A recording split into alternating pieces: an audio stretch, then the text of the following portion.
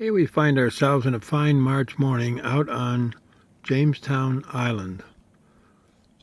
Now this island was occupied in one of the first occupancies of Jamestown, and we're here. It's kind of like a huge tourist trap actually, but we've been all the way across the island. This is the first reference to Indians I've found.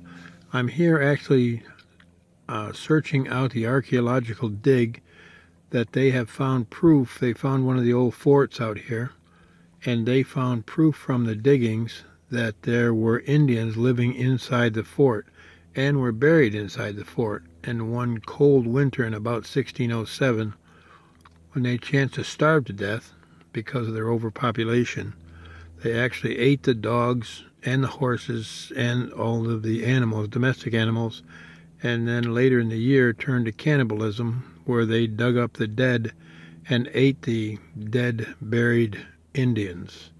And that's what I'm in search of. But this sign says precious plants. It's out on the very end of the island. Virginia Indians used the rich variety of tidewater plants and trees to make canoes, tools, ropes, mats, beds, housing, food, and medicine.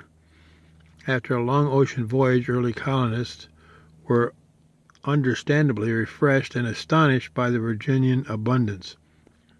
We came into a little plot of ground, George Piercy recounted, full of fine and beautiful strawberries 4 times bigger and better than ours in England.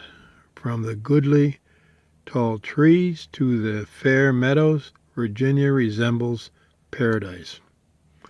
But quickly give them 3 decades and they'll turn that into hell. And I prove that by the documentation on the signs. The rest of it's just telling how they used all the medicine plants and learned about the crops and seagrass and snake root for medicine from the Indians. Here we are again, Jamestown Island. We got lucky and found another sign that actually references the Indians that occupied this island before Jamestown was settled. It says the Jamestown colonists learned to live off the land. They grew tobacco, Virginia's most profitable cash crop, in the rich, fertile soil along Virginia's waterways, including on Jamestown Island. They farmed the broader, flatter inland ridges, often using fields cleared by the Virginia Indians. So they're literally taking over the Indians who occupied this area. Like walnut, beech, and hickory, flourished on less arable ground and marshlands, as described by Reverend Hugh Jones, were good range for stock in the spring, summer, and fall, and the hogs will run fat with certain roots of flags and reeds, which abounding in the marshes they root up and eat. I forgot to mention that Jamestown is on the James River, so it's near the mouth of the James River at Norfolk. And we're here at Black Point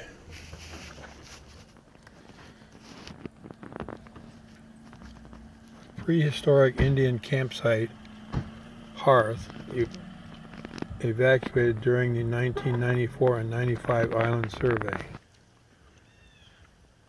Thousands of years ago, when the island was larger than drier, Jamestown was more suitable to permanent habitation. In fact, archaeologists have excavated hearths from 2,000 years ago campsite nearby and found pottery and evidence of stone tool making. Soil core samples recovered by geologists revealed evidence of buried cornfield cultivated by American Indians long before the English arrived.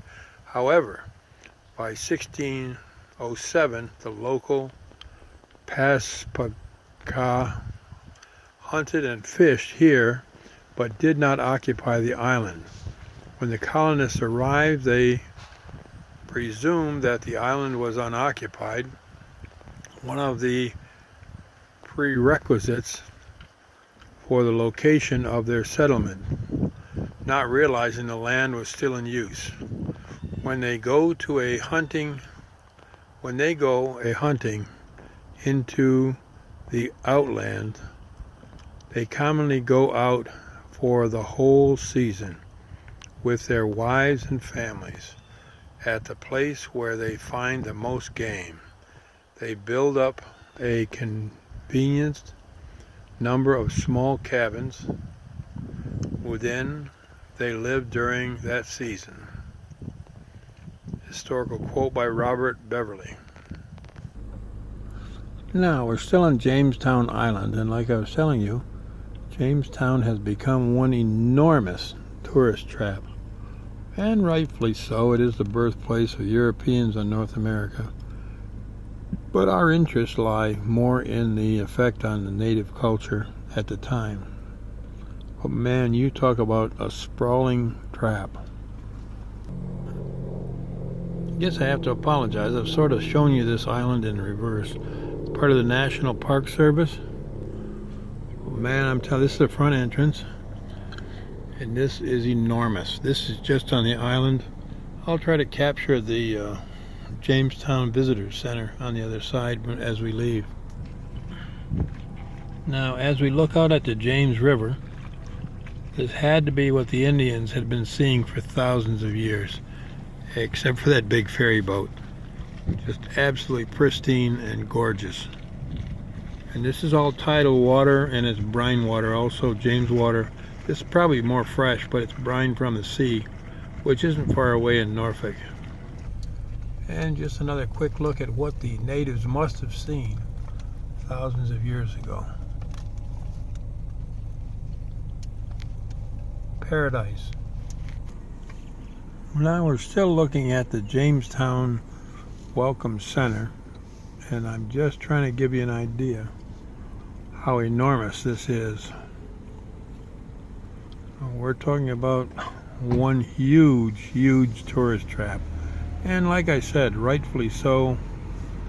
It's got to draw millions of people a year. Now this is early March here in Virginia, and it's unseasonably cold. It was 32 degrees this morning, but it's not usually this cold. It's usually quite a bit more tolerable. But you can see this goes on for probably 2 city blocks square. The exhibits and the museums, and they claim they put on a really great show, but not so much for the Native American cultures that were ruined by the introduction of European ways. Like I said, Jamestown, Virginia.